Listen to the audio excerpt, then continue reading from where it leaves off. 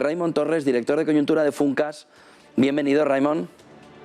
Hola, buenos días. Bueno, ese cambio ayer en el que toda la economía estaba pendiente de Funcas para ver dónde se posicionaba y cómo. Si nos puedes hacer un pequeño resumen de cuáles son las claves fundamentales de ese cambio de coyuntura de Funcas. La clave fundamentalmente proviene de la inflación. La inflación es la que está marcando la pauta de la economía. No solamente porque, por supuesto, vemos un encarecimiento de todos los productos, bienes y servicios, tanto para los consumidores como para las empresas, sino que también porque resta poder de compra y afecta también las expectativas de los agentes económicos. Y, por tanto, esto pesa sobre la coyuntura económica, pesa sobre el consumo, sobre todo. Nosotros hemos rebajado fuertemente más de un punto en la previsión de crecimiento de consumo para este año. Y esto, bueno, pues por supuesto tiene un traslado inmediato en el PIB.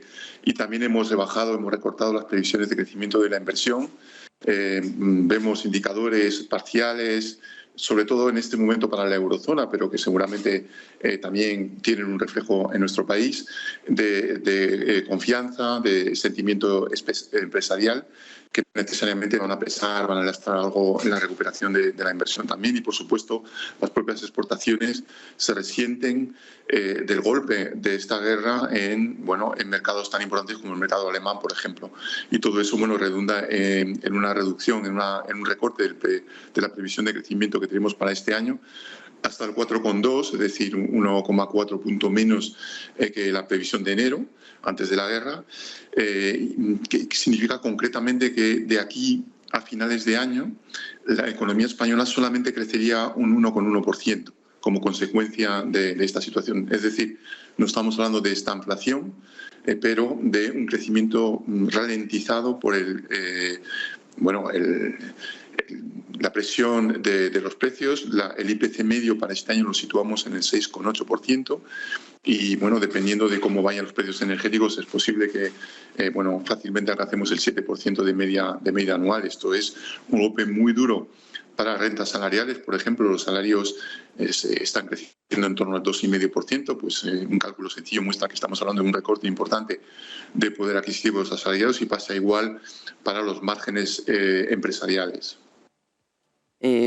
Con esa inflación y con esa duración de la guerra, la clave del año puede estar en cuándo acabe el conflicto en Ucrania, y sobre todo si se extiende mucho hasta mayo o más allá de mayo, ¿habría que volver a corregir el cuadro macroeconómico en todos sus órdenes?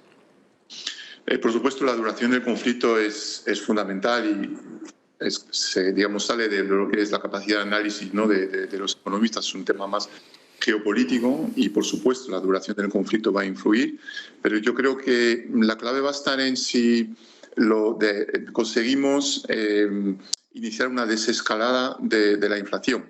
Es decir, si se consigue a partir de este mes o del mes que viene un tope en la inflación, en ese interanual que ya roza el 10%, y poco a poco ir desescalando, porque esto puede reducir el impacto negativo en las expectativas de los agentes y por tanto, pues poco a poco relajar la presión que se está ejerciendo sobre el gasto en consumo, el gasto en inversión y también incluso en exportaciones, y se generaliza a otros países. Por tanto, yo creo que la gestión, yo no creo que lamentablemente que se detenga tan fácilmente ese conflicto en Ucrania, pero sí que podemos tal vez intentar amortiguar el impacto en los precios energéticos, ya sea diversificando las fuentes de suministro, también adoptando medidas para de promoción de renovables, en fin, todo tipo de cosas que se pueden hacer, eficiencia energética, para poco a poco ir conteniendo esa presión en los precios en todos los países europeos y, por supuesto, en el nuestro. No olvidemos que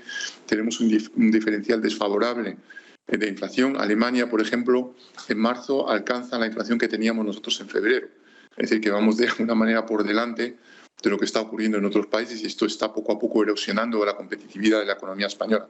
Entonces, yo creo que la clave está en nuestra gestión de precios energéticos, más allá de lo que vaya pasando en Ucrania, porque incluso si se produjera, por fortuna, un acuerdo de paz, los países europeos han tomado la decisión de desconectarse del suministro ruso. Entonces, esto es una decisión fundamental de cara a el modelo productivo, el modelo energético europeo y el modelo energético español, que va a pesar durante mucho tiempo, mucho más incluso de lo que dure el conflicto en Ucrania.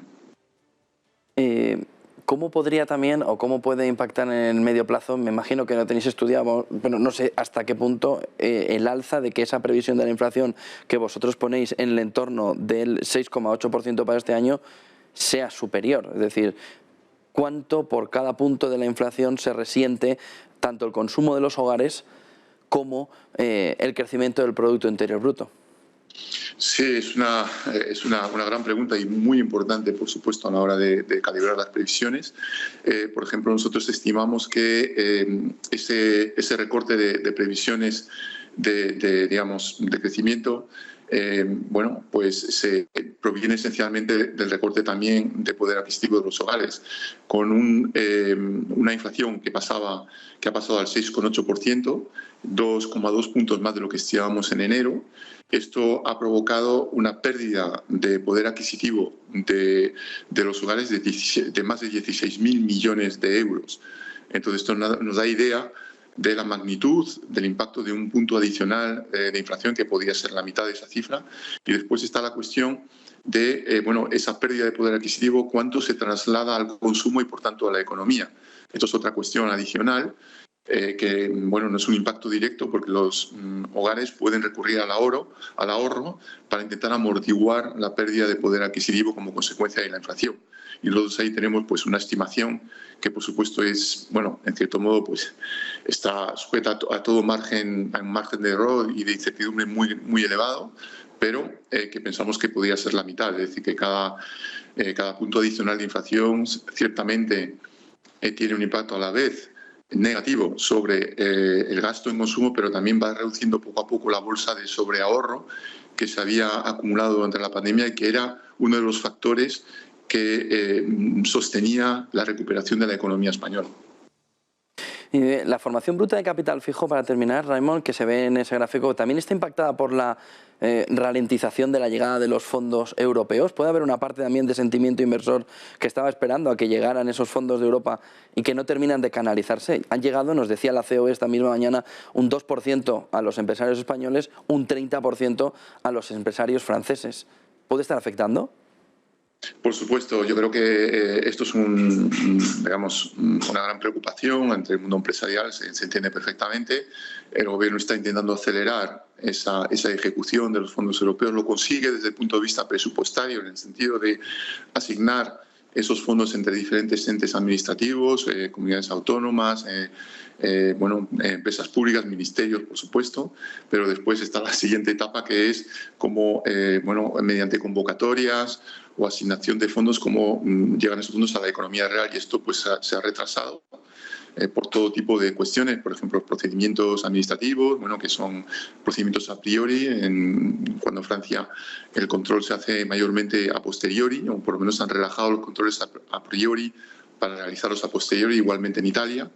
Esto ciertamente ha pesado sobre la inversión, pero yo creo que va incluso más allá de los fondos europeos y tiene que ver con el horizonte digamos, empresarial de la economía real, con un contexto de guerra y de gran incertidumbre en cuanto a una variable tan importante como son los precios energéticos. Es decir, que los fondos europeos bueno, juegan un papel y pueden jugar un papel en positivo, acelerando esa ejecución y, sobre todo, priorizando aquellas inversiones que tienen que ver con lo que nos ayuda a ahorrar energía fósil, a mejorar la eficiencia energética, a desarrollar potencial de energías renovables, por supuesto.